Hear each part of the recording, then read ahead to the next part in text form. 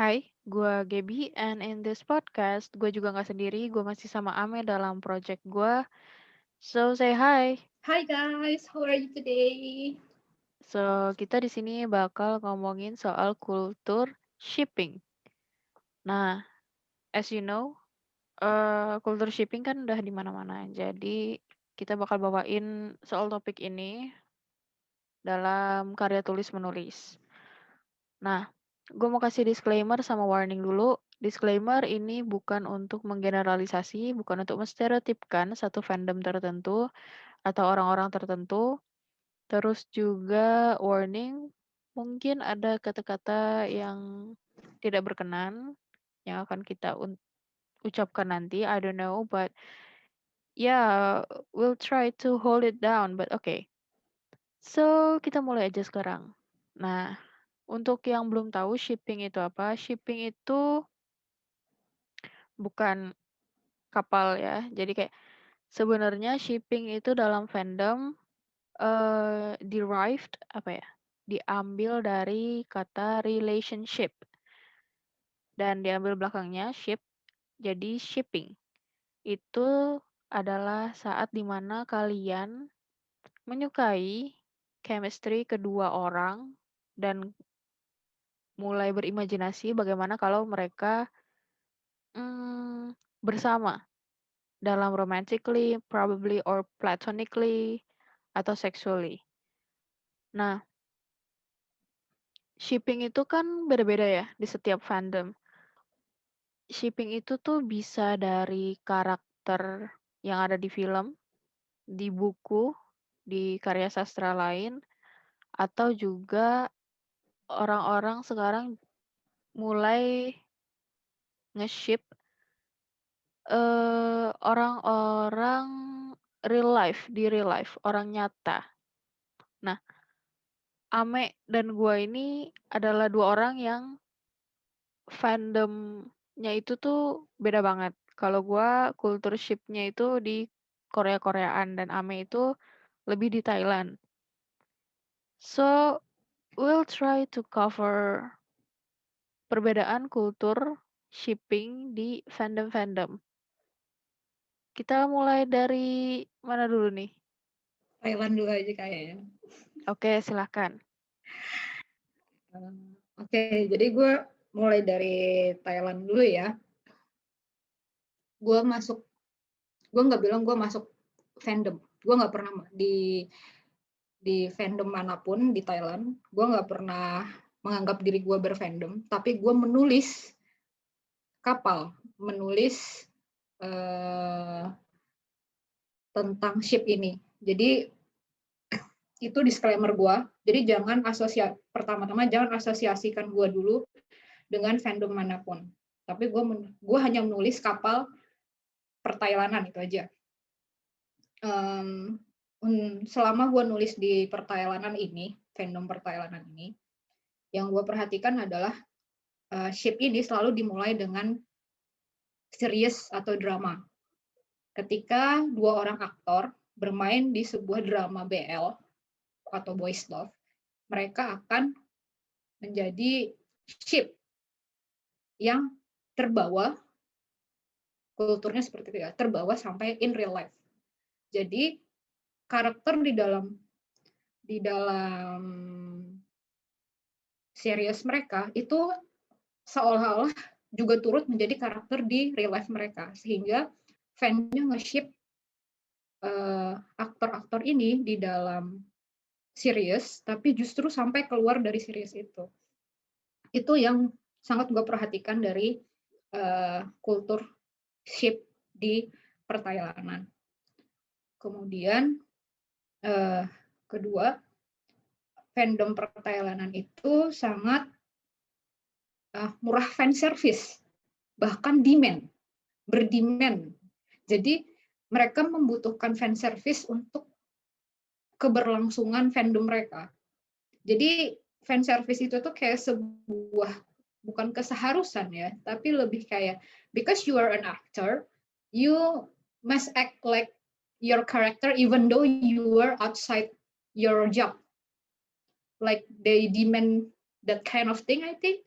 So eee, somehow the boundaries antara fans dan aktornya itu jadi tidak tidak bersekat, lebih dekat juga gitu tuh loh.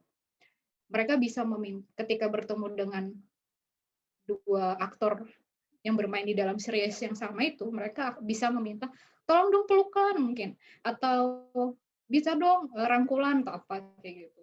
Itu yang gue perhatikan dari, eee, kultur fans di perthailand itu. Jadi menurut gue, eee, jarak antara fans dan kehaluan mereka itu dan kenyataan mereka itu nyaris nggak ada, itu aja sih.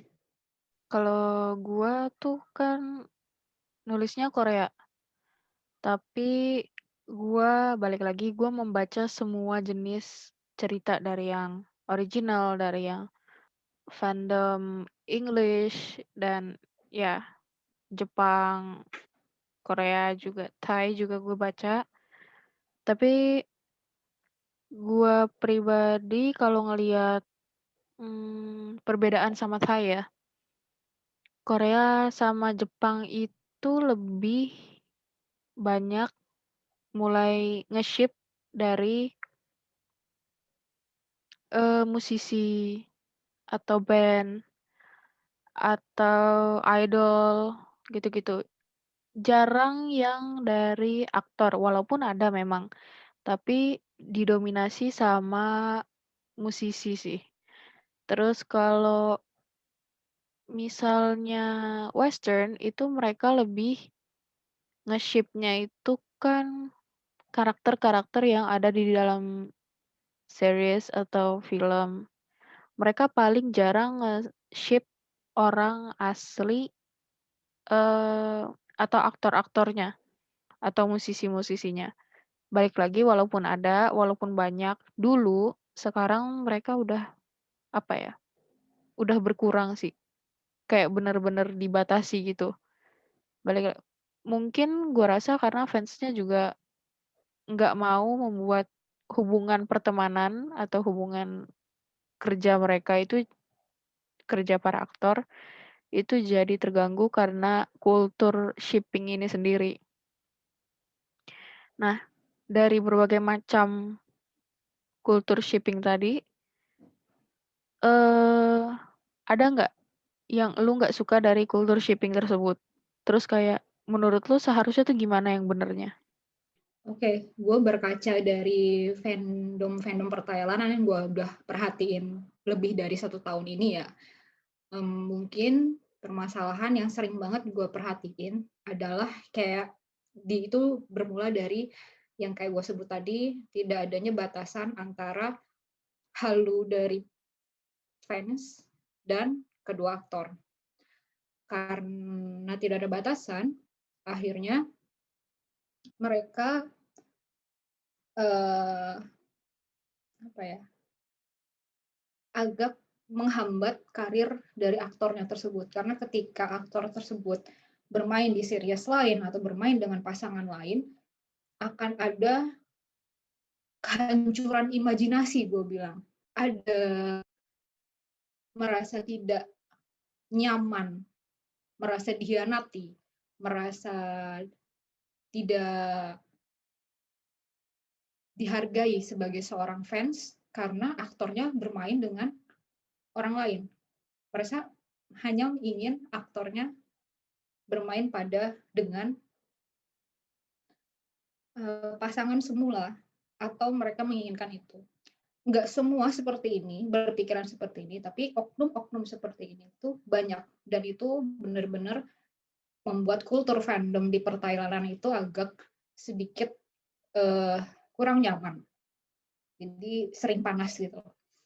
Nah, menurut gua seharusnya bentuk-bentuk ship yang bijak, yang sehat, mungkin salah satunya adalah seperti kita berdua ya, Gap, kita suka nge-ship, kita suka bermain dengan imajinasi, berhayal, jadi ya udah kita nulis gitu loh.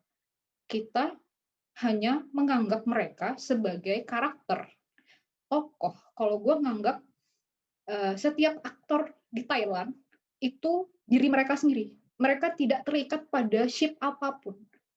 Bagi gua, aktor-aktor perthailanan itu hanya berperan gitu loh. Jadi tidak ada bagi dua tidak ada ship official atau ship hantu atau ship apapun lah sebutannya, eee, yang akhirnya membuat seringnya fandom-fandom di perthailan itu bertengkar gitu loh. Jadi bagi gua akan membebaskan imajinasi gua untuk nge-ship ini, nge-ship itu, nge-ship ini, nge-ship itu, nge-ship ini, nge-ship itu. Itu gua ya, that's how you should treat your ship gitu loh. You free your mind from the reality itu loh. Terus lagi lu bisa pakai cara lain, misalnya lu pakai bikin art art atau lu bisa bikin, fan video dan lain-lain yang still respect their privasi ya. Terus banyak bentuk-bentuk ship yang sehat menurut gua dan gua harap sih, eee, fans atau shipper lebih fokus ke sana daripada mereka memaksakan halu mereka menjadi sebuah realita. Kalau gue pribadi, eee, yang pertama-tama harus ditekankan itu adalah bedakan halu sama real life. Ada boundary-nya yang tidak boleh kalian overstep. Yang kalian ship itu seharusnya bukan orangnya tapi karakternya. Entah karakter yang mereka mainkan di sebuah series, drama, atau eh, mereka on stage atau something saat kan karena kita itu ada juga orang-orang yang pakai nama asli, apalagi musisi ya kan.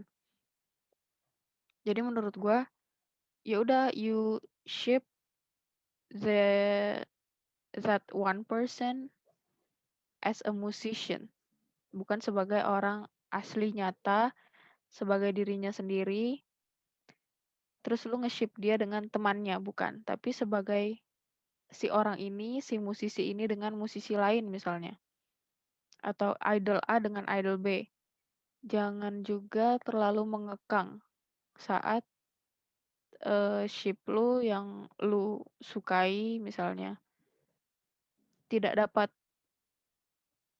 hmm, tidak apa ya, tidak terlihat dekat atau tidak terlihat berbeda atau bagaimana, ya kalian jangan apa ya, jangan demand ke mereka untuk terus bareng-bareng, terus bersama-sama, terus feeding off your kink, feeding off your ship, feeding off your mind and fetish, ya jangan, karena mereka adalah diri mereka sendiri, kalian nggak punya wewenang di sana. Terus benar kata Ame, ways of shipping itu banyak yang bijak. Kayak kalau kita kan, kita nulis, mungkin Ame juga sekalian ngegambar. Nah,